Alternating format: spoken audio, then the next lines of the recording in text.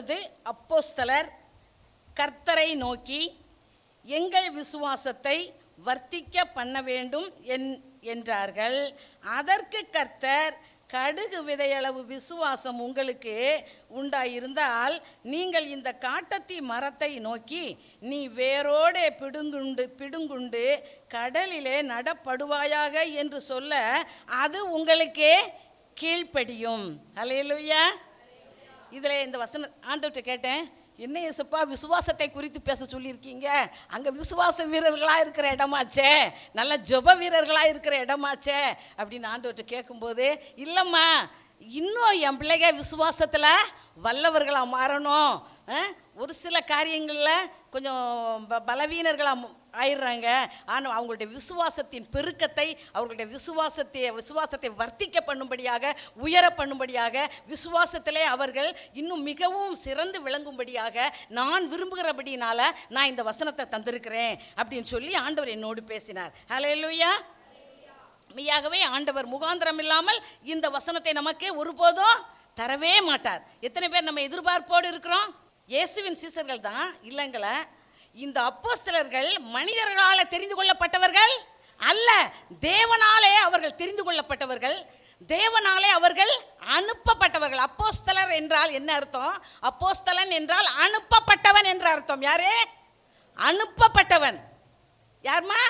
அனுப்பப்பட்டவன் என்று அர்த்தம். அந்த அப்போஸ்தலர்கள் தான் என்ன சொல்றாங்க? எங்க விசுவாசத்தை வர்த்திக்க பண்ணணும்னு ஏசப்பாவை நோக்கி இந்த நேரத்தில் கேட்காங்க. எனக்கு இந்த வசனத்தை வாசிக்கும் போது எனக்குள்ளாக ஏன்பா ஏன் இப்படி கேட்குறாங்க, எந்த சூழ்நிலையில் இவங்க இப்படியெல்லாம் பேசுகிறாங்க அப்படின்னு நான் வசனத்தை ஆராய்ந்து படிக்க ஆரம்பித்தேன். எப்போ மத்தேயிலிருந்து இனி எடுனார் ஆண்டவர். அப்போ எடுக்கும்போது தான் எந்த சூழ்நிலையில் அவங்க செய்கிறாங்கன்னா, அவங்க ஸ்டார்டிங் பீரியடில் தான் இருக்காங்க. அப்போ எப்போ இருக்காங்க? ஆரம்ப நிலையில். அப்போஸ்தலர்கள் உடனே அப்போஸ்தலர் ஆண்டவர் ஆக்கிட மாட்டார் யாரையும். அவங்க பல படிகளை தாண்டி அவர்கள் விசுவாச பரீட்சை வைப்பார். அவங்களுக்கு அவங்க விசுவாசத்தை சோதிப்பார் கர்த்தரே. இப்படி விசுவாசத்தில் அவர்களை வல்லவர்களாக பலவான்களாக கர்த்தர் அவர்களை உருவாக்கி தான் அவர்களை அப்போஸ்தலர் என்ற ஒரு நிலைமைக்கு அவர்களுடைய கரங்களிலே ஆண்டவர் சபைகளை ஸ்தாபிக்கக்கூடிய அதிகாரத்தையும் வல்லமையையும் கர்த்தர் கொடுக்கிறார் என்று நான் அதை வாசித்தேன். இப்பொழுது இந்த வசனத்தை எந்த சூழ்நிலையில் அப்போஸ்தலர்கள் இயேசப்பாவை நோக்கி அவங்க இப்படி சொல்றாங்க அப்படிங்கிறத நான் பார்த்தேன். மத்தேயு 9ஆம் அதிகாரத்திலே கடைசி 4 வசனங்கள் அதில் போட்டிருக்கு. 9ஆம் அதிகாரத்தில் ஆண்டவர் அவர் சகல பட்டணங்களையும் சகல கிராமங்களிலும் சென்று வசனத்தை சுற்றி நடந்து வசனத்தை பிரசங்கித்து பிணியாளிகளை எல்லாம் சுகமாக்கி வியாதியஸ்துள்ளவர்களை எல்லாம் சுஸ்தமாக்கி எல்லா அற்புதங்களையும் செய்து கொண்டிருக்கிறார். அப்போ திரளான ஜனங்கள், யாரே?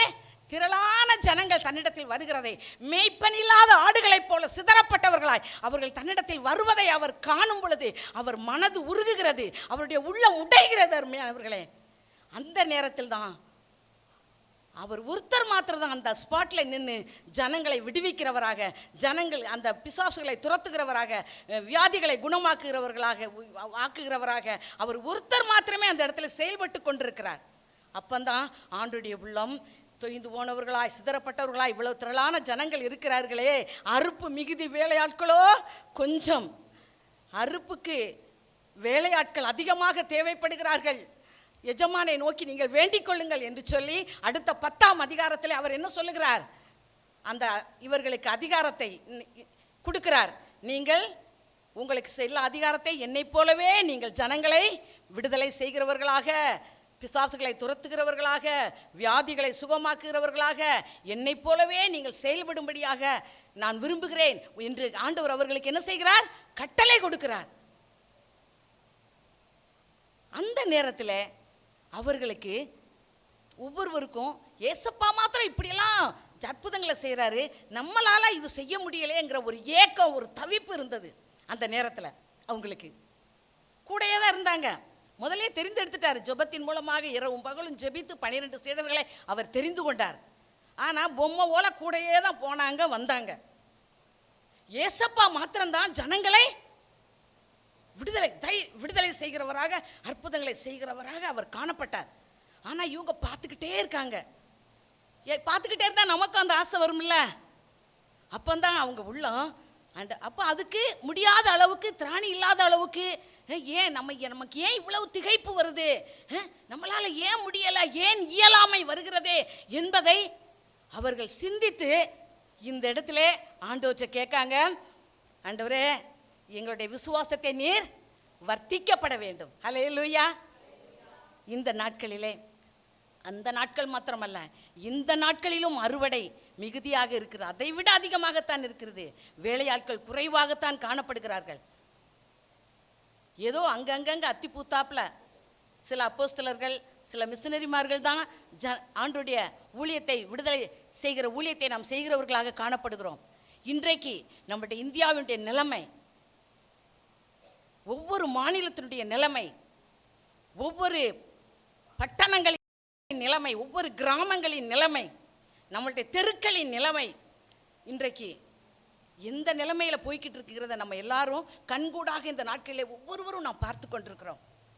ஆனபடினாலே இந்த உபவாச ஜெபத்துக்கு வந்திருக்கிற, அற்புத உபவாச ஜெபத்திற்கு வந்திருக்கிற நம்ம ஆண்டவருடைய பார்வையில் ரொம்ப விலையேற பெற்றவர்கள் என்று ஆண்டவர் நினைத்து இன்றைக்கு நம்முடைய விசுவாசத்தை இன்னும் அதிகமாக வர்த்திக்க பண்ண வேண்டும், பெருக பண்ண வேண்டும்.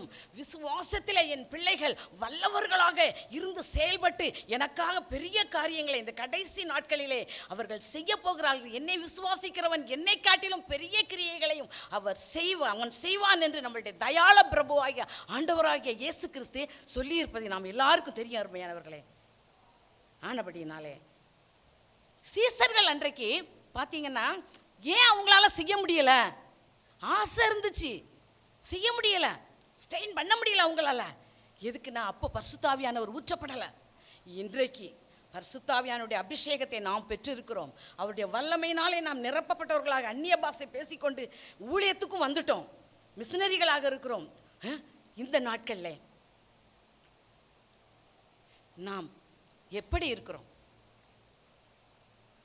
நம்மை ஆண்டவருடைய கண்கள், அவர் வேற யாரையும் நம்பல, அவர் நம்மை நம்பிக்கொண்டிருக்கிறார். ஹல்லேலூயா. ஆனபடினாலே இன்றைக்கு அதே காலகட்டம் தான். இன்றைக்கு நமக்கு விசுவாசம் இருக்கிறது இல்லை என்று நான் சொல்லவில்லை. ஏதோ விசுவாசத்தில் இவ்வளவு தூரம் நாம் வந்து கொண்டிருக்கிறோம்.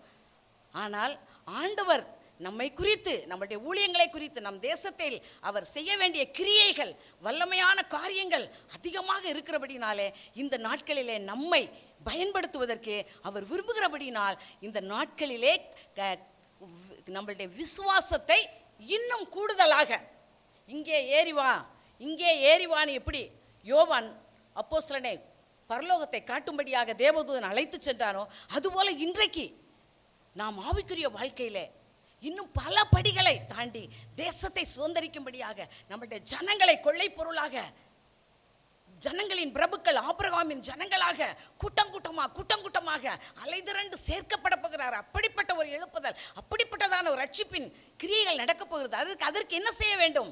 விசுவாசத்தின் பலன் ஆத்தும ரட்சிப்பு. விசுவாசத்தின் பலன் என்னது? நம்மளுடைய விசுவாசம் பெருகணும். விசுவாசம் அதிகரிக்க விசுவாசத்தின் பலன் தான் ஆத்தும ரட்சிப்பு. அப்போ நம்ம விசுவாசத்தை பெருக்க வேண்டியது, விசுவாசத்தில் விருத்தி அடைய வேண்டியது இன்னும் எவ்வளவு அதிகமாக இருக்கிறது. அதற்காகத்தான் ஆண்டவர் நம்மளோடு கூட இப்பொழுது பேச போகிறார். பரிசுத்தாவியின் அபிஷேகத்தை பெற்றுக்கொண்ட நம்மளால் ஏன் முடியாது? அன்றைக்கு சீசர்கள் தவிச்சதுக்கு காரணம், ஏசப்பா மரிக்கல, உயிர்த்தெழுதலின் கிறிஸ்துவை மரித்தோரிலிருந்து உயிரோடு எழுப்பினவருடைய அந்த ஆவியை அவர்கள் பெற்றுக்கொள்ளாமல் இருந்தார்கள். ஆனா அவங்களுக்கு இவ்வளவு ஆசை இருந்தது பார்த்தீங்களா? அதுபோல இன்றைக்கு நம்மை செயல்பட வேண்டிய, நாம் செய்ய வேண்டிய பணி எவ்வளவு இருக்கு.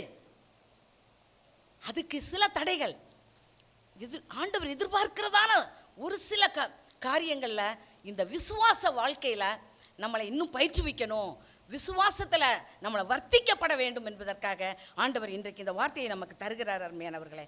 அது மாத்திரமல்ல, ஆண்டவர் சொல்றாரு, விசுவாசத்தினால், தன் விசுவாசத்தினால் நீதிமான் பிழைப்பான். அதாவது அடுத்தவங்க விசுவாசத்தில் இல்லை, அடுத்தவங்க ஜெபம் பண்ணி நமக்கு சுகம் கிடைக்கும், அது ஆவியின் வரங்கள் செயல்படுது. அந்த விசுவாசத்தில் ஓசி பழப்பு என்னைக்குமே பிழைக்கக்கூடாது. தன் விசுவாசத்தினால் நீதிமான் பிழைப்பான். எங்களுடைய விசுவாசத்தை வர்த்திக்க பண்ணும். நம்ம விசுவாசம் இதைத்தான் ஆண்டவர் எதிர்பார்க்கிறார். அதான் ஹையஸ்ட் விசுவாசம். விசுவாசத்திலேயே சிறந்த விசுவாசம், ஹையஸ்ட் விசுவாசம் என்னன்னா நம்முடைய விசுவாசம் ரட்சிக்கணும். நம்முடைய விசுவாசம் நமக்கு சுகத்தை கொண்டு வர வேண்டும். நம்முடைய விசுவாசம் தான் உலகத்தை ஜெயிக்கிற ஜெயம். விசுவாசத்தை குறித்து பேசணும்னா பல நாட்கள் ஆகும், நமக்கு எல்லாருக்குமே தெரியும். ஆனபடினாலே விசுவாசம் விசுவாசம் நமக்கு கர்த்தர் கொடுத்திருக்கிற சுவாசம். எப்படி சுவாசம் இல்லை என்றால் நாம் அடுத்த நிமிஷம் நாம் என்ன செய்கிறோம், மரித்து விடுவோம். அதுபோல விசுவாசம் இல்லை என்றால் நாம் செயலற்றவர்களாக தேவனுக்காக ஒரு காரியத்தையும் உருப்படியா செய்ய முடியாது. ஆனபடினாலே விசுவாசத்தின் ஆவியை நாம் ஆவியின் வரங்கள்லேயே அது வருது பாருங்க. ஒருவனுக்கு அந்த ஆவியினாலே விசுவாசமும். அப்போ இந்த நாட்களில் விசுவாச வரத்தை நாம் அனல் மூட்டி எழுப்ப ஆண்டவருடைய சமூகத்தில் விசுவாசத்தின் ஆவியை விசுவாச வரத்தினாலே என்னை நிரப்பும் ஆண்டவரே என்று சொல்லி நாம் கேட்க வேண்டும் அருமையானவர்களே. அது மாத்திரமல்ல, விசுவாசம் எப்படி வரும் நமக்கு எல்லாருக்கும் தெரியும். ரோமர் 10:17 விசுவாசம் கேள்வியினாலே வரும், கேள்வி தேவனுடைய வசனத்தினாலே வரும். அப்போ விசுவாசத்தில் வல்லவர்களாக நம்ம மாறணும்னா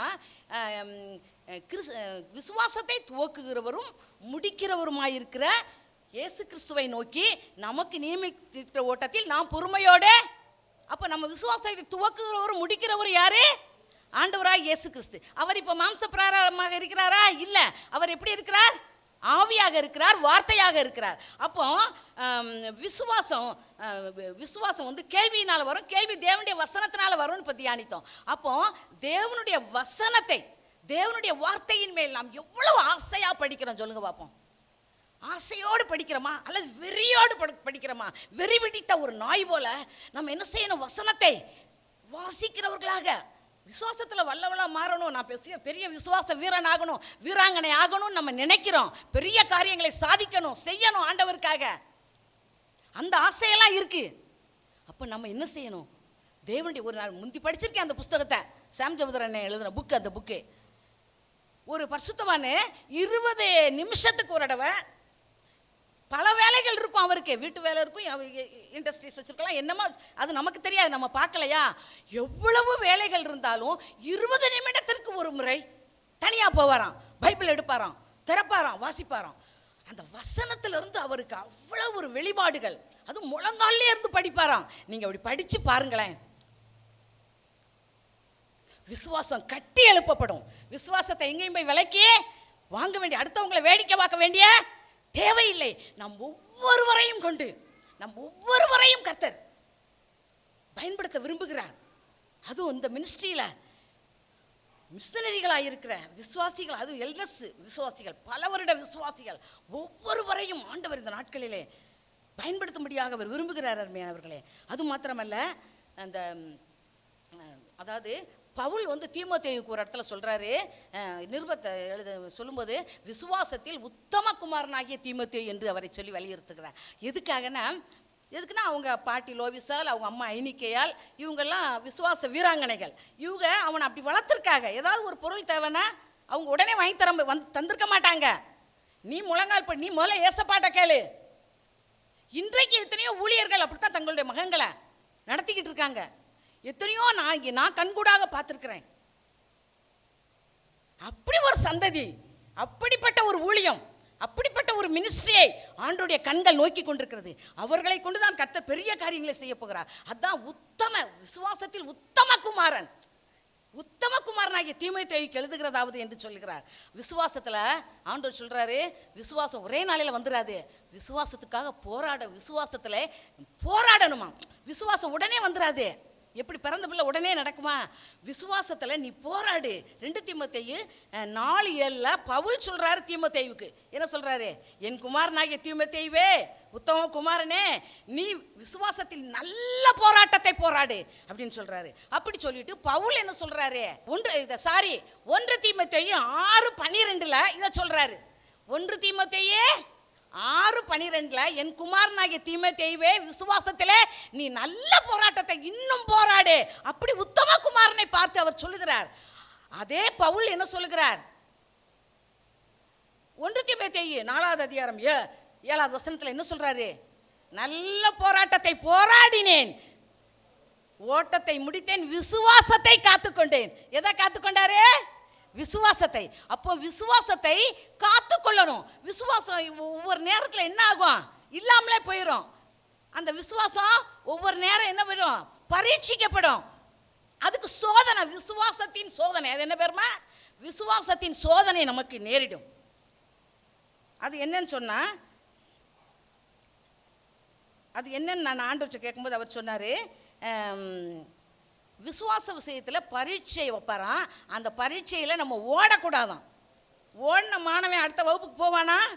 போக மாட்டான். அப்போ விசுவாச பரீட்சை வைக்கும் பொழுது நாம் நிற்கணும் பொறுமையோட. யாக்கோபு சொல்கிறாரு, யாக்கோபு 1:3 அந்த விசுவாச சோதனையில் நம்ம பொறுமையோடு நாம் ஓட வேண்டும், இருக்க வேண்டும் என்று அவர் நமக்கு வலியுறுத்துகிறார். இந்த 1 பேதுரு, அதாவது 1 பேதுருல 1:7 ஒரு வசனம் இருக்குது. 1 பேதுரு 1:7, அழிந்து போகிற பொன், இதை நம்ம எல்லாம் இருதயத்தில் எழுதிக்கோங்க எல்லாரும்.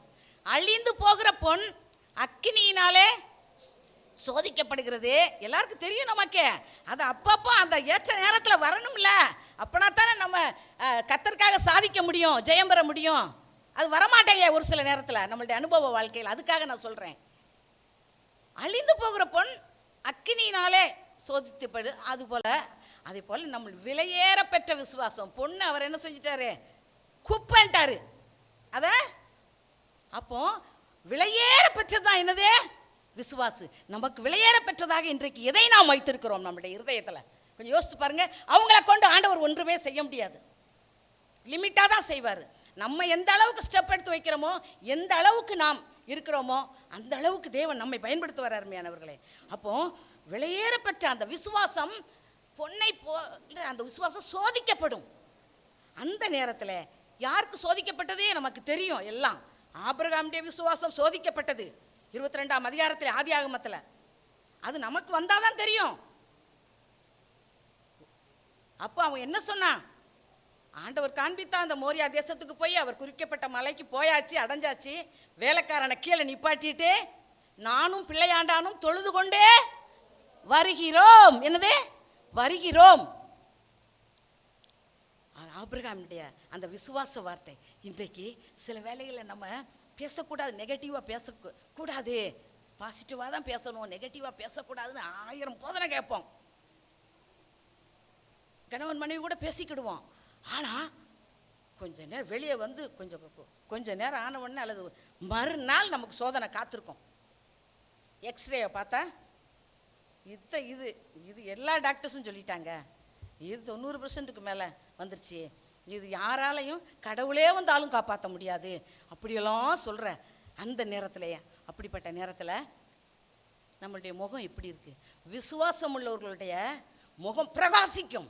விசுவாசம் உள்ளவர்களுடைய கண் வந்து அப்படியேவும் பளபளப்பாக இருக்கும். நீங்கள் நல்லா யோசித்து பாருங்க, அவங்கள பார்த்த உடனே தெரியும் ஒரு தேவனுடைய பிள்ளை விசுவாசம் உள்ள, விசுவாசத்தில் வீக்காக இருந்தா அந்த பிள்ளைய வச்சு ஆண்டவர், நம்ம பிள்ளைய வச்சு, வீக்கான பிள்ளைய வச்சு காலமெல்லாம் நம்ம மனம் வருந்துறது போல ஆண்டவர் எவ்வளவு வேதனை, ஆண்டவருக்கு வேதனை கொடுக்கிறவர்களாக நாம் காணப்படும் அல்லவா?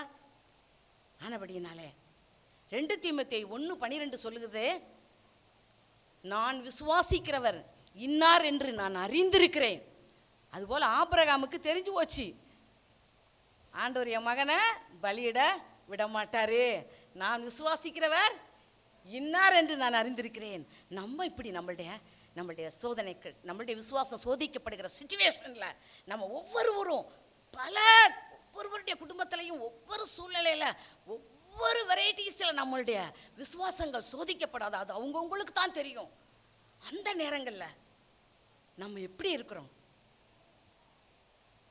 அது மாத்திரம் இல்லை, ஆண்டவர் நம்மளுடைய விசுவாசத்தை சீசர்களுக்கு பயிற்சி கொடுத்தார். என்ன பயிற்சி கொடுத்தார் தெரியுமா? அப்போ வாஸ்தமில் நம்ம லூக்காவில் அந்த 5வது வசனத்தில் 6வது வசனத்தில், நீங்கள் இந்த கடுகு விதையளவு உங்களுக்கு விதையளவு விசுவாசம் உங்களுக்கே இருந்தால் இந்த காட்டத்தி மரத்தை நோக்கி, ஏ காட்டத்தி மரமே, நீ வேரோடு பிடுங்கப்பட்டு கடலிலே தள்ளுண்டு போவாயாக இயேசுவின் நாமத்தினாலே அப்படின்னு சொன்ன உடனே அது உங்களுக்கு கீழ்ப்படியும். அல்லேலூயா, அல்லேலூயா. அப்படிப்பட்ட விசுவாசமுள்ள வீரமுள்ள சந்ததியாக இந்த கடைசி நாட்கள் ஆண்டவர் உருவாக்குவேன் என்று எனக்கெல்லாம் வாக்கு கொடுத்திருக்கிறாரு. நாம் எதை விசுவாசிக்கிறோமோ அதை கர்த்தர் நமக்கு நிச்சயமாய் செய்வார். ஒரே ஒரு வாழ்க்கை, அதுவும் சீக்கிரமாய் கடந்து போகிறது. இயேசுவுக்காக நாம் செய்வது எதுவோ அதுதான் நித்தியத்திலே நமக்கு பங்கை நியமிக்கும் என்று நாம் அறிந்தவர்களாக செயல்படுவோம். கீழ்ப்படியும். அதே எதுக்கு நான் ஏசாயா 45:11 சொல்லிட்டாரு, என் கரங்களின் கிரியைகளை குறித்து நீங்க தான் எனக்கு என்ன செய்யணும், கட்டளை இடணுமா, எனக்கு கட்டளை இடுங்க. தானியேல் 9 அதிகாரத்தில் தானியேலுடைய ஜெபத்தை வீட்டில் போய் நல்லா வாசித்து பாருங்க, நம்மளே மாறிடுவோம். அதே ஜெப வாழ்க்கை நமக்கு வந்துடும். எனக்கெல்லாம் சோறு உங்கவே இஷ்டம் இல்லை. இப்போ வீட்டில் படபடப்படி என்னமோ சப்பாத்தி போடணுமே, அந்த வேலையை முடிச்சுட்டு உடனே அடுப்படின்னு பார்க்க மாட்டேன், முழங்கால் போட்டுருவேன். எனக்கு இருந்தாப்புல ஜபாவி துதியின் ஆவி மேலே வந்துடும். அடுப்படியில் முழங்கால் போட்டு துதிக்க ஆரம்பிச்சிருவேன் கர்த்தரை. ஆண்டருடைய கடைசி நாட்கள்ல, ஒரு எழுப்புதலின் நாட்கள்ல நம்ம வந்துட்டோம். ஆனபடினால நம்ம ஆவியானவருக்கு நாம் நம்மை விட்டு கொடுக்கிறவர்களாக நம்ம காணப்படுவோம். பாருங்க, என் கரங்களின் கிரியை குறித்து எனக்கு கட்டளையிடுங்கள் என்று ஆண்டவர் சொல்லிட்டாரு. தானியேல் 9 அதிகாரத்தில் பார்த்தீங்கன்னா பாவ அறிக்கை செஞ்சு தானியேல் அவர் என்ன பாவம் செஞ்சாரு, அவரு என்னமோ ரொம்ப பாவம் செஞ்ச ஒரு போல ஜனங்களுக்காக அவர் என்ன செய்யறாரு, ஜெபம் பண்றாரு. அப்படிப்பட்ட ஜெபமெல்லாம் இன்றைக்கு நமக்கு வருதா? அப்படி ஜெபித்து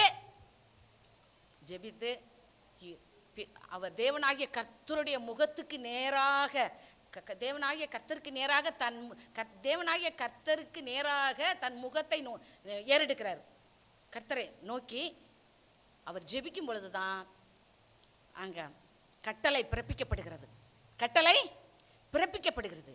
ஆனபடினால இப்போ எதுக்காக இதை நான் சொல்ல வரேன்னா, விசுவாசத்தை நம்ம விசுவாசத்தில் வல்லவர்களாக மாறணும், விசுவாச வீராங்கனையாக மாறணும், விசுவாச வீரர்களுடைய பட்டியலில் நம்மளும் ஒரு இடம் பெறணும்.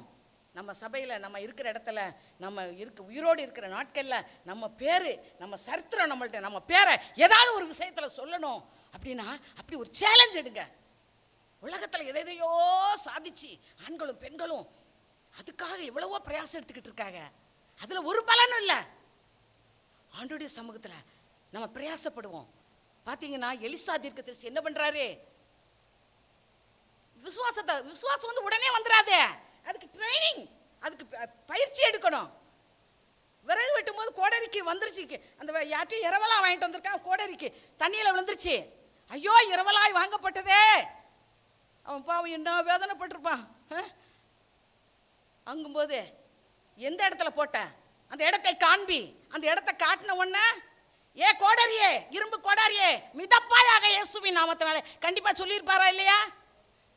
விசுவாசத்தை பயிற்சி எடுக்கணும். அப்படி நம்ம ஒரு ஸ்டெப் எடுத்து வச்சா ஆண்டவர் என்ன செய்வாரு, பல ஸ்டெப் நம்மளை கொண்டுட்டு போவார். அல்லேலூயா.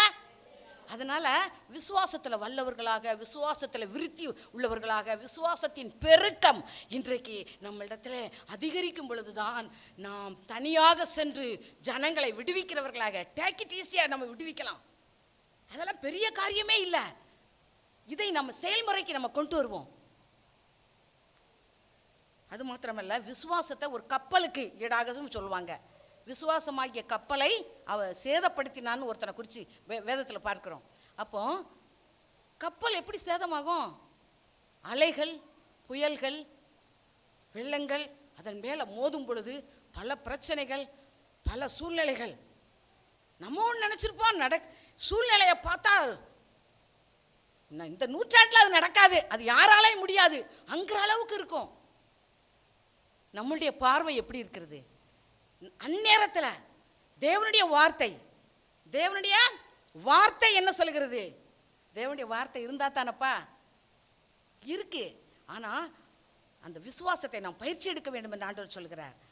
அது மாத்திரமல்ல, ஆரோக்கியமான விசுவாசம். எத்தனையோ விசுவாசம் இருக்கு, மாயமற்ற விசுவாசம். அதுக்கெல்லாம் பைபிள் ஸ்டடி ஒவ்வொரு நாள் எடுக்கலாம். அப்படிப்பட்ட விசுவாசங்கள் இருக்கு. அன்பினால் கிரியை செய்கிற விசுவாசம். அன்பினால் எபிரேயர் 11:4 எனக்கு காலையில் தான் ஆண்டவர் கொடுத்தாரு.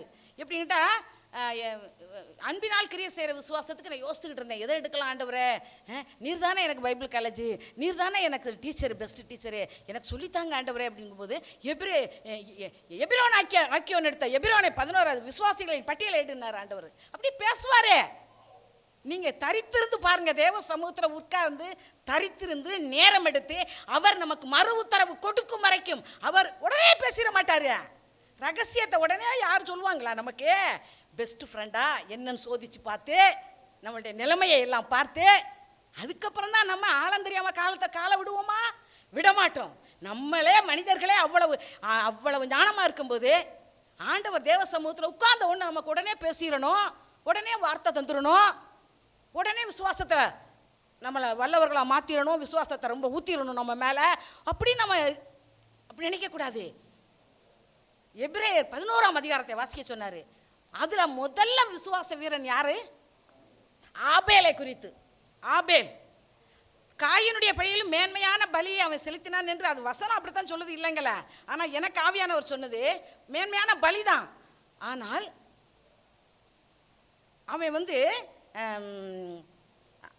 அவன் அவனுடைய காணிக்கை ஆண்டவர் அந்த தலையீற்றுகளையும் தலையீற்றில் கொழுமையானவைகளையும் கர்த்தருக்கு காணிக்கையாக செலுத்தினார். அது நல்ல, அதை எடுத்து ஆவியானவர் எழுதியிருக்கிறாரு, அதெல்லாம் ஓகே தான். ஆனால் இந்த ஆபேலினுடைய விசுவாசம் அன்பினால கிரியை செய்ததுங்கிறத எனக்கு எப்படி விளங்க பண்ணார்னா, மத்தேயு 5ஆம் அதிகாரத்தை எடுனாரு. 5ல் 23, 24 வசனத்தை வாசித்தேன். நீ காணிக்கை செலுத்த வரும்பொழுது உன் சகோதரனிடத்தில் குறை உண்டு என்று கண்டால் முதல்ல அவங்கிட்ட மன்னிப்பு கேட்டு ஒப்புரவாயிட்டு வந்து பின்பு உன் காணிக்கையை செலுத்து. அப்போ அந்த காணிக்கை அதுபோல தான் ஆபேலுடைய காணிக்கையை தேவன் அங்கீகரிப்பதற்கு காரணம் இதுதான் காரணம். இப்போ காணிக்கையை பற்றி நான் பேச வரல. இது அவன் தேவனிடத்திலே முதல்ல அன்பு செலுத்துகிறவனாக தன் சகோதரன் மேலே எந்த விதமான கசப்பும் இல்லை அவனுக்கு. அதை புரிஞ்சுக்கிடணும். அவனுக்காவது முகநாடி வேறுபட்டது. ஒரு சின்ன விஷயத்துக்கு பார்த்தோம், காயின் எப்படி முகநாடி வேறுபட்டதுன்னு. அப்போ தன்னுடைய சகோதரன் மேலே எந்த கசப்பும் இல்லாமல், சகோதரன் எல்லாம் நம்மளுடைய உடன் ஊழியர்கள், நம்ம தெருவில், நம்ம எல்லா இடத்துலையும், நம்ம எல்லா சரௌண்டிங்லையும், அப்போ நம்மளுடைய யார் மேலேயும் கசப்பு, தேவனுடைய சாயலாக சிருஷ்டிக்கப்பட்ட ஞானமாக கொஞ்சம் அவங்ககிட்ட பழகிக்கிட்டனுமே ஒழிய அவங்க மேலே கசப்போ அவங்களோட வெறுப்போ நமக்கு இருக்கக்கூடாது. அப்போ இவன் என்ன செய்கிறான்? சகோதரன் மேலே எந்த விதமான ஒரு பகையும் கிடையாது. அதனால தான் ஆண்டவர் சொல்கிறாரு, அன்பினால் அவனுடைய காணிக்கையை நான் ஏற்றுக்கொண்டதுக்கு காரணம் அவனுடைய விசுவாசம் அன்பினால் கிரியை செய்தது. இப்போ என்ன டாபிக் நம்ம வந்திருக்கோம்னா, விசுவாசம் அன்பினால் கிரியை செய்ய வேண்டும். அதுக்கு தான் இப்போ ஆபேலை கொண்டு வந்தேன். அப்போ விசுவாச வீரர்கள் பட்டியலில் ஃபர்ஸ்ட் ஆவியானவர் யார் எழுதி வச்சிருக்கிறாரு? ஆபேலை. அப்போ அவனுடைய காணிக்கை அங்கீகரிக்க அன்பினால் அவனுடைய விசுவாசம் கிரியை செய்தபடியினால் அவனுடைய காணிக்கையை அவன் அங்கீகரித்தால் விசுவாச வீரர்களுடைய பட்டியலையும் வந்தான் என்று நாம் பார்க்கிறோம். அருமையானவர்களே, கிரியை இல்லாத விசுவாசம் செத்ததுன்னு நமக்கு எல்லாருக்கும் தெரியும். நம்மளுடைய விசுவாசம் கிரியைகளோடு கூட செயல்படணும். விசுவாசத்தை பற்றி பேசிக்கிட்டே போகலாம். நம்மளுடைய விசுவாசம் கிரியைகளோடு செயல்படாவிட்டால் அந்த விசுவாசம் வீண். ஆண்டவர் அதை ரிஜெக்ட் பண்ணிடுவார். பார்த்துக்கோங்க.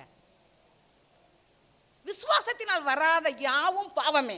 விசுவாசத்தினால் வராத யாவும் பாவமே.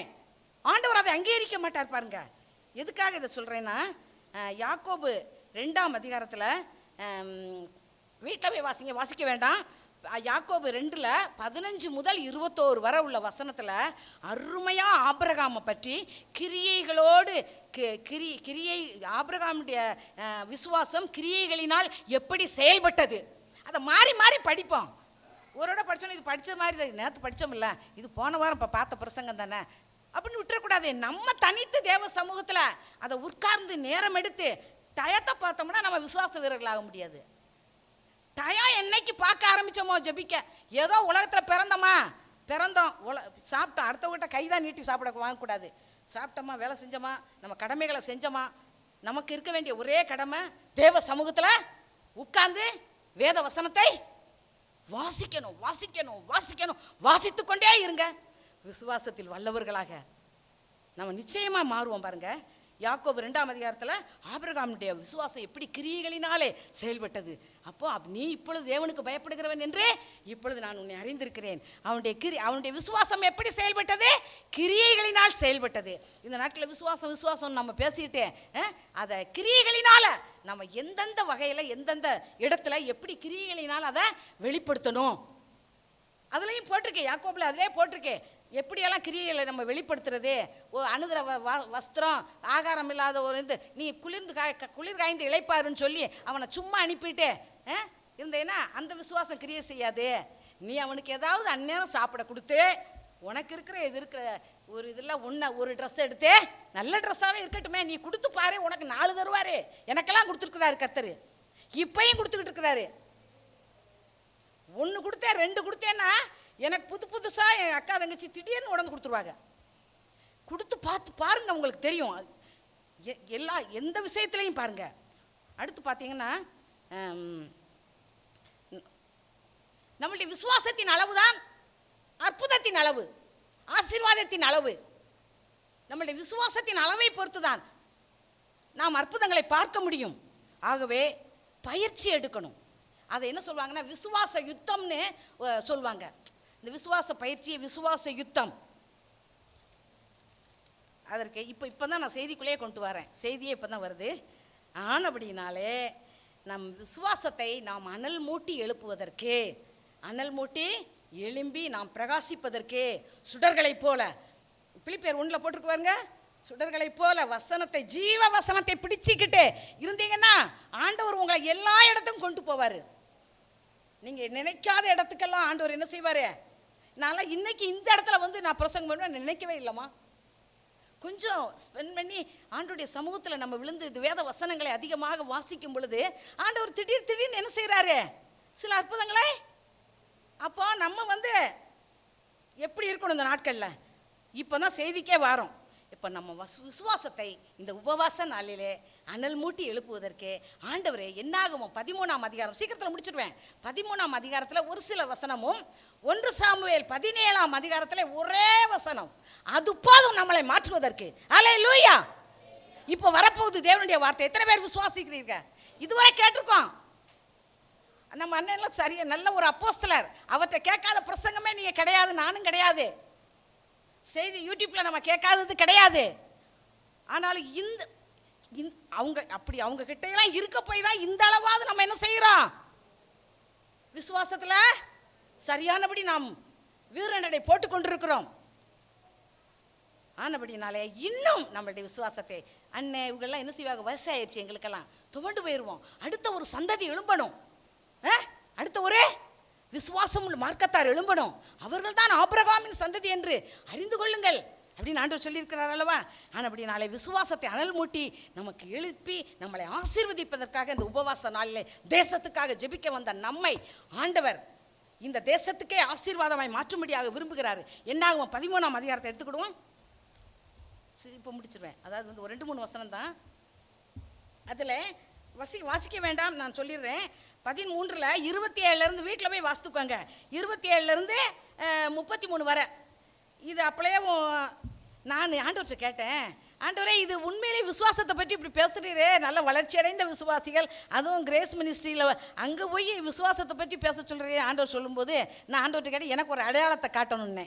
நம்ம அண்ணன் வந்தாங்க. அப்பல வந்த உடனே விசுவாசத்தினா நீதிமான் பிழைப்பான், விசுவாசியே பதறாதே, கலங்காதே, திகையாதே, விசுவாசியே கல்வாரி நாயகர் கைவிடாரே அண்ணன் படிச்சாங்க.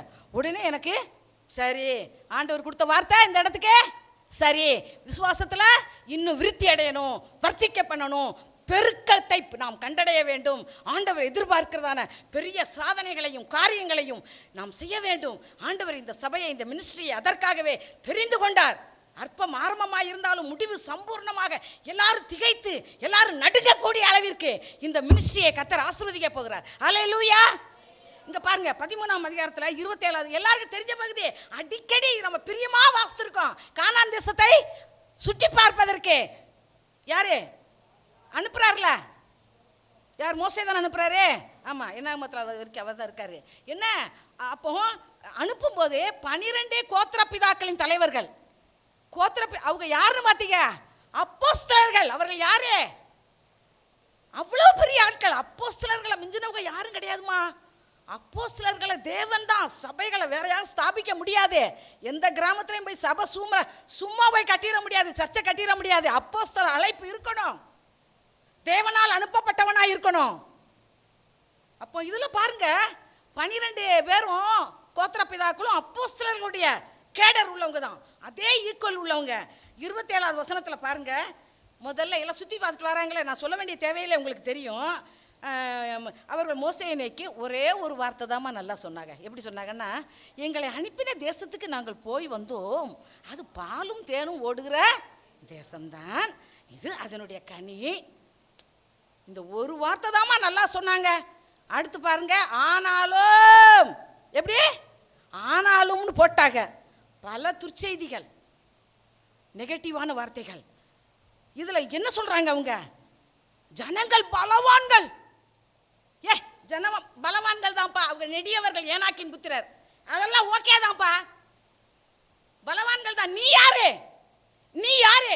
ஆண்டவர் நம்மளை பார்த்து கேட்கிறாரு. நாம் பலவான்களின் புத்திரர். யாரு? ஏன் அது வரமாட்டீங்க நமக்கு? அவங்களுக்கு வரல, அந்த 10 பேருக்கும், இந்த 2 பேருக்கு வந்துச்சு.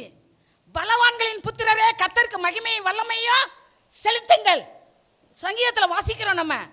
இதில் அவன் என்ன சொல்றான்? 10 பேரும் அந்த தேசத்தில் குடியிருக்கிற ஜனங்கள் பலவான்கள். அவங்க பார்த்த பார்வை, அவங்க சிந்தனை, அவங்களுடைய மூளையில அறிவே இல்லை. அப்போ இவங்க 2 பேருக்கு மாத்திரம் எப்படி தெரிஞ்சது? அவங்கள பலவான்களா தெரியல. நாம் பலவான்களின் புத்திரர் என்று அவர்கள் நினைத்தார்கள். பராக்கிரமர், ஒரு பாட்டு இருக்கு, பராக்கிரமர் அவரே தான், பட்டயம் அவர் கையில் நான் ஆவேன், என்னை வில்லாய் நான் ஏற்றி எதிரியினை வெல்லுவா, கர்த்தர் தேவன் என்னிலே வாசம் செய்யும் நாளிது, அக்கினியின் மதிலாக அரவணைத்து நிற்கின்றார், கர்த்தர் தேவன் என்னிலே. பராக்கிரமர் நம்மளுடைய நாம் ஆராதிக்கிற தேவன். இந்த தரிசனம் இது அவங்களுக்கு தெரியல, பார்த்துக்கோங்க. அடுத்து இதுக்கு நிறைய சொல்லலாம், நேரம் இல்லை. ஆனால் கோட்டை, இந்த வசனத்தை வாசுங்க. 13 சொல்லப்பட்டிருக்கு. 28வது வசனத்தில், பலவான்கள் பட்டணங்கள் அரணிப்பானவைகளும் மிகவும் பெரியவைகளுமா இருந்தது. அரண்னா என்னது? கோட்டை, என்னமா அரண். அப்போ அந்த அரண் அவங்களுக்கு பார்த்தா பெருசாக இருந்தது. அரண் பெருசு தான்ப்பா. உனக்கு யார் அரணாக, எனக்கு யார் அரணாக, கோட்டையாக நமக்கு யார் இருக்கிறார்கள்? அந்த அறிவு, அந்த சிந்தனை, அந்த நம்ம மூளையில் அது வரலையே. அதான் இன்றைக்கு வேதத்தை வாசிக்கும் பொழுது நாம் 2 கண்ணாடி போட்டுக்கிடணும்னு சொல்லுவாங்க. எப்படி? பவர் என்ன கண்ணாடினா, பழைய ஏற்பாட்டு கண்ணாடியாம். பழைய ஏற்பாட்டு கண்ணாடி கிறிஸ்துவுக்கே கல்வாரிக்கு முன் உள்ள கண்ணாடி. புதிய ஏற்பாட்டு கண்ணாடி என்னது? கல்வாரிக்கு பின். கல்வாரியிலே நமக்காக சவதரித்த உண்டாக்கின வெற்றி, ஜெயம். அப்போ இன்றைக்கு நம்ம எப்படி வேதத்தை வாசிக்கிறோம், எப்படி தியானிக்கிறோம், கொஞ்சம் யோசித்து பார்ப்போமா? அடுத்து பார்த்தீங்கன்னா 32வது வசனத்தில் அவங்க சொல்கிறாங்க, அந்த ஆட்க கடைசியில் அவர்கள் நம்மை பார்க்கலாம் பலவான்கள். அப்போ உலகத்தில் இருக்கிறவங்க நம்மளே இருப்பவர் பெரியவருங்கிற ஒரு ஞானம் அவங்களுக்கு இல்லை. அவர்கள் பெரிய ஆட்கள்னு வேற சொல்றாங்க. அவங்க பெரிய ஆட்கள் தான், ரைட் தான். ஆனா கர்த்தர் மிகவும் பெரியவராக உனக்குள்ளாக எனக்குள்ளாக வாசம் பண்ணலையா? கர்த்தர் மிகவும் பெரியவர், மிகவும் துதிக்கப்படத்தக்கவர். சங்கீதத்தில் நம்ம வாசிக்கிறோம். இதெல்லாம் வர ஆரம்பிச்சிருச்சே. நம்ம பிசாசோட நமக்கு போராட்டம் இல்லை. நமக்கு ஏசப்பா போராடி ஜெயம் பெற்றுட்டாரு. பிசாசு கூட நமக்கு போராட்டம் வேண்டாம். நமக்கு அவிசுவாசங்களை அவன் கொண்டு வரும் பொழுது அவன் அறிவே இல்லை. பிசாசுக்கே அறிவே இல்லையா? ஒரே ஒரு தந்திரம் ஒன்று தான் அவனுக்கு இருக்கிற கெப்பாசிட்டி, அவனுக்கு இருக்கிற ஒரு திறமை. என்னது? தந்திரம்.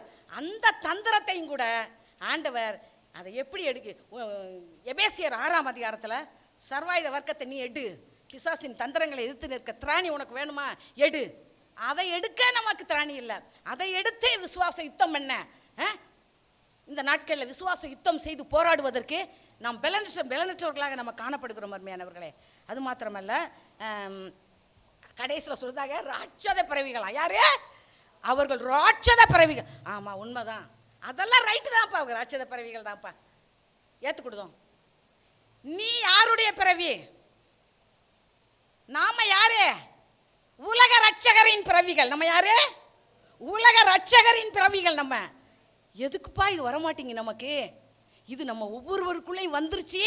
சரித்திரம் சரித்திரத்தையே கர்த்தரு இந்த அப்போஸ்தலர் நிருபம், அப்போஸ்தலர் நட படிகள், அப்போஸ்தலர்கள் நடந்த அதே படியில இன்றைக்கு சபை நடந்து ஜோரா நடந்து போயிடும்.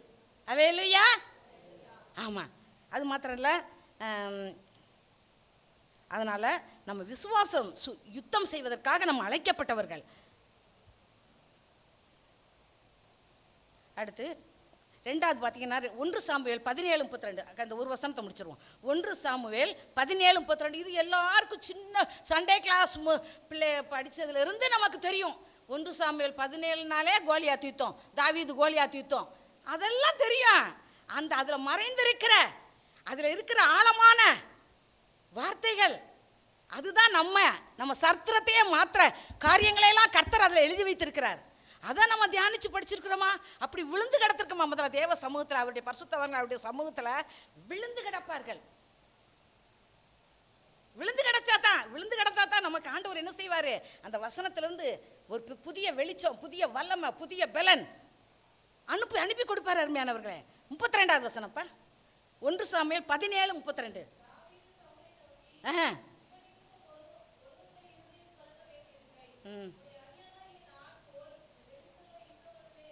அல்லேலூயா. போதும்.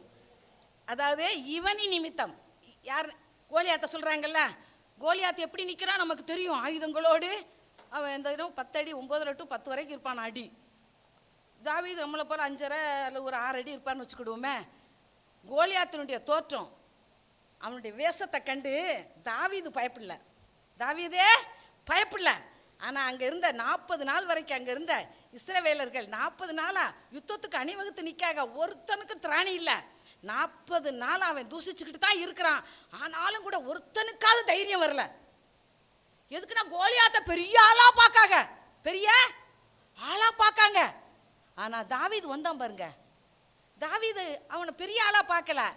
விருத்த சேதனம் இல்லாத இந்த பெலிஸ்தியன் எம்மாத்திரம் அந்த ஆட்டை கிழிச்சு போட்டேன், கரடியை கிழிச்சு போட்டேன், அதுல ஒருத்தன் போல இவன் அப்படின்னு சொல்லி விசுவாச வார்த்தைகளை அள்ளி அள்ளி வீசுறாரு. விசுவாச வார்த்தைகளை நம்ம பேச ஆரம்பிச்சிட்டோம்.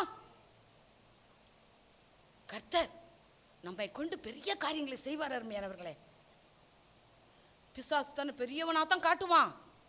நம்மளே பேசியிருக்கோம், அவன் அத்தனை வருஷம் அனுபவம், 6000 வருஷம் அனுபவம். இனிமேல் அப்படி வார்த்தைகளை பேசக்கூடாது. நம்ம பிசாச எந்த ஒரு விஷயத்திலையும் சத்துரு எதிராளி நம்ம சோதனைக்காரன் வேணா பேசிக்கிடுவோம். பிசாசுன்னு ஒரு தடவை வேணா சொல்லலாம். பிசாசுக்கு ரொம்ப மதிப்பு கொடுத்துட்டோம், நம்ம ஜெயம் பெற முடியாத அருமையானவர்களே. அது மாத்திரமல்ல, அவனுடைய தந்திரங்களை நான் அப்படியே சொல்லிட்டேன். நம்ம பிசாசோடு போராட வேண்டியது. நம்மளுடைய போராட்டமெல்லாம் இயேசு கிறிஸ்து போராடி ஜெயம் பெற்று விட்டுட்டாரு. கல்வாரிக்கு பின் அவர் நமக்கு வைத்திருக்கிறார். அந்த வெற்றியை நாம் சுதந்திரித்துக் கொள்வதற்கு வேத வசனங்களை உருப்பாட்டு படிக்கணும். அப்படி வசனங்களை இடைவிடாமல் கிடைக்கிற நேரமெல்லாம் வார்த்தையினால் அந்த ஸ்பஞ்சு தண்ணியில் போட்டு அப்படி எடுத்தோம்னா கையில் வைங்க பார்ப்போம், தண்ணி பீறிட்டு அந்த அளவுக்கு இன்னும் நம்ம வசனத்தில் தேறினவர்களாக. தீமோத்தேயுலாம் சிறு வயது முதல் வசனத்தை கற்றவராம். சிறு வயது முதல் பார்த்துக்கோங்க. அப்போ நம்மெல்லாம் இப்போ ஊடால தான் ரட்சிக்கப்பட்டிருக்கோம். அப்போ நம்மெல்லாம் இன்னும் எவ்வளோ படிக்கணும்?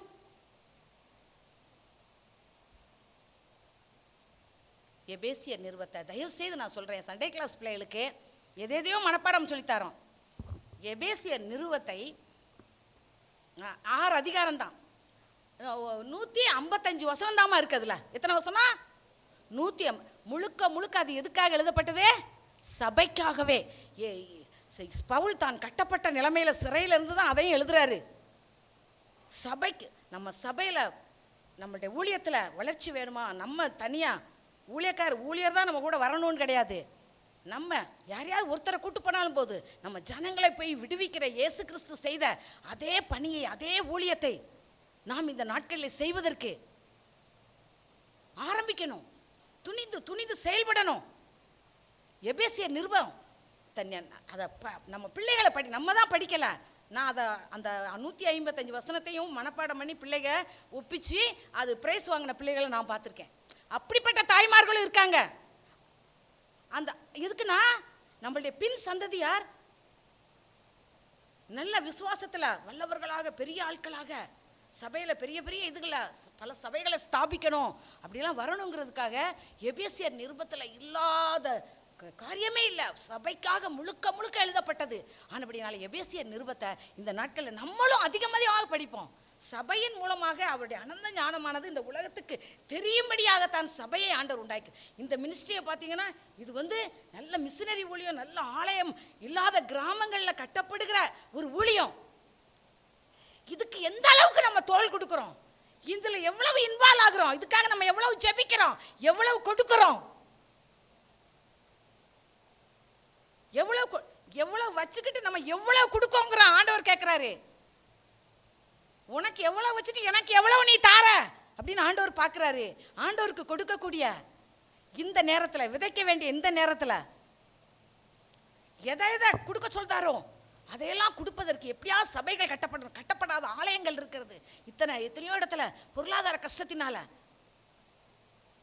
தேவன் பேசுவாரானால் அல்லது தேவ சமூகத்தில் நீங்கள் ஜெபிக்கும் பொழுது ஆண்டவர் என்ன சொல்கிறாரோ அதுக்கு நீங்க கீழ்ப்படிங்க.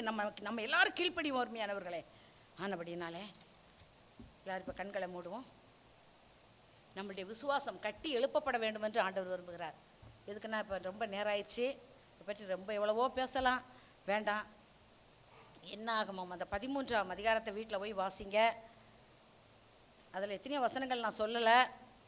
1 சாமுவேல் 17ஆம் அதிகாரத்தையும் என்ன கண்ணாடி போட்டு படிக்கணும், நல்ல பவர் கண்ணாடி, கல்வாரிக்கு பின் உள்ள அந்த கண்ணாடியை போட்டுக்கோங்க.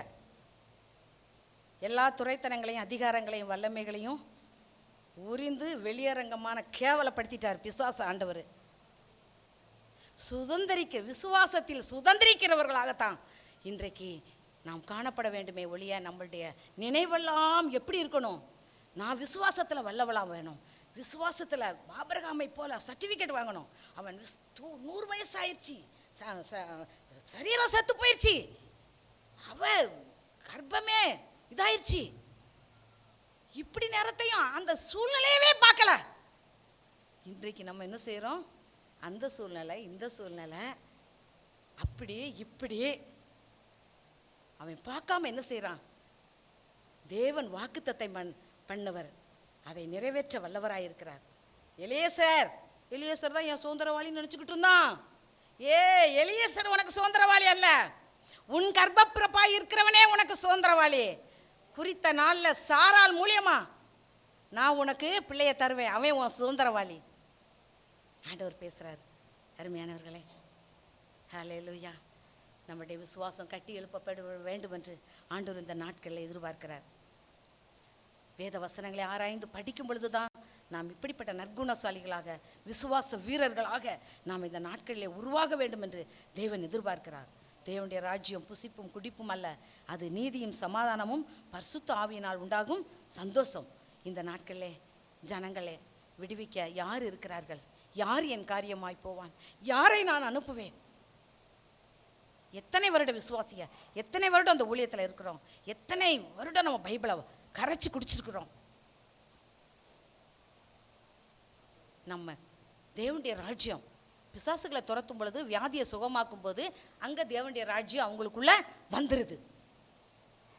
இந்த நாட்களில் ஏன் நம்ம பயப்படுதோம்? தனிச்சு போய் தனியாக போய் ஜனங்களை போய் ஏன் விடுவிக்க முடியலை? அதுக்கு திராணி இல்லை, திகைக்கிறோம், கலங்குறோம். அதுக்கெல்லாம் என்ன காரணம்?